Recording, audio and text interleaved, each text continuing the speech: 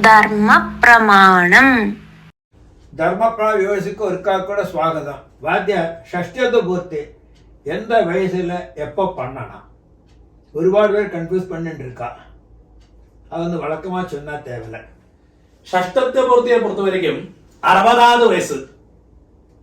அப்ப 60வது வயசு பூர்த்தியாகி കഴിഞ്ഞാൽ அந்த ஷஷ்டத்த பூர்த்திக்கு மாத்திரம் என்ன பிரத்யேகதைனா நீங்கள் ஏது சம்பத்சரத்துல பிறந்தளோ திருப்பி அதே சம்பத்சரத்தை பாக்குறேன். இப்போ அஸ்ட்ராலஜி பிரகாரம் 120 வயசாக ஒருத்தனுக்கு சொல்றேன். நம்ம வேத சாஸ்திரம் வந்து சொல்றது என்ன 100 வயசு. அப்ப அஸ்ட்ராலஜி பிரகாரம் 120 வயசு சொல்றத ரெண்டாவது പ്രാവശ്യം பார்க்கலாம்னு அர்த்தம். இப்ப குரோதிநாம சம்பத்சரம் சொல்றோம். இந்த குரோதிநாம சம்பத்சரத்துக்கு அன்னைக்கு இந்த ஷஷ்டத்து பூர்த்தி பண்றவன் பிறந்திருக்காரு. அது ஒருக்காதான் பார்க்கறான். நம்ம சாஸ்திர பிரகாரம் ரெண்டாவது அது பார்க்க மாட்டேன்னு சொல்றான்.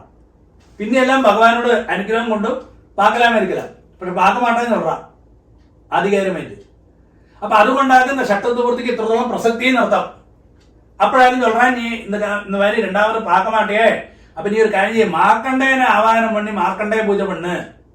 கஷ்யபாதி பரத்வாஜ வியாச பராசர மார்க்கண்டேய விஸ்வாமித்ர அந்த ഋഷികളെല്ലാം ആവാഹനം பண்ணு. ഷഷ്ടി ദേവി ആവാഹനം பண்ணு. அதுக்கு ശേഷം ഇന്ദ്രാദി ലോകപാലകൾ ആവാഹനം பண்ணு. മഹാലക്ഷ്മി ആവാഹനം பண்ணு മംഗളദ്രവ്യത്തില്. എന്നിട്ട് നീ ഷഷ്ടിപൂർത്തി பண்ண ഉനക്ക് ആയുസ് കൂടും சொல்றான் ശാസ്ത്രം. അപ്പൊ ഇനിയൊരു ഇതുകൂടി സംവത്സരം കൂടി ക്രോധ സംവത്സരം കൂടി നീ പാപ്പായി. அதுக்காக இந்த ஷஷ்டிபூர்த்திக்கு ഇത്രത്തോളം ഇമ്പോർട്ടൻസ് അർത്ഥം. സപ്പോസ് നമുക്ക് എന്നാ ഒരു കാരണവശാൽ 60 വയസ്സിൽ പണ്ണ പറ്റില്ലായി 61வது വയസ്സ് വരെ സമയം ഇരിക്കുന്ന അർത്ഥം. 60லேருந்து 61வது വയസ്സ് വരെ അവ ജന്മമാസമേ വരുമേ. ഇപ്പൊ എല്ലാ മാസത്തിലെയും ഇപ്പോ ഒരു ആയില്യ നക്ഷത്രം ആശ്ലേഷ നക്ഷത്രം ആയില്യ നക്ഷത്രം എല്ലാത്തിലും പുനർപൂശ നക്ഷത്രം വന്ന് എല്ലാ മാസത്തിലും വരും.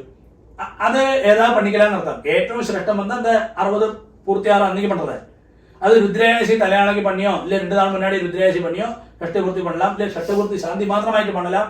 நான் നേരത്തെ சொன்ன വിധിയില് കൽപ്പോക്തത്തില് அந்த 61 വയസ്സ് വരെ സമയം ഇരിക്കുന്ന അർത്ഥം. ഏകോന ഷഷ്ടി രൂപ. അപ്പൊ അതുവരെ அந்த 61வது പൂർത്തി അന്നേക്കിற വരെ ഷഷ്ടിപൂർത്തി பண்ணலாம். அது அதோட விதியும் சாஸ்திரம்.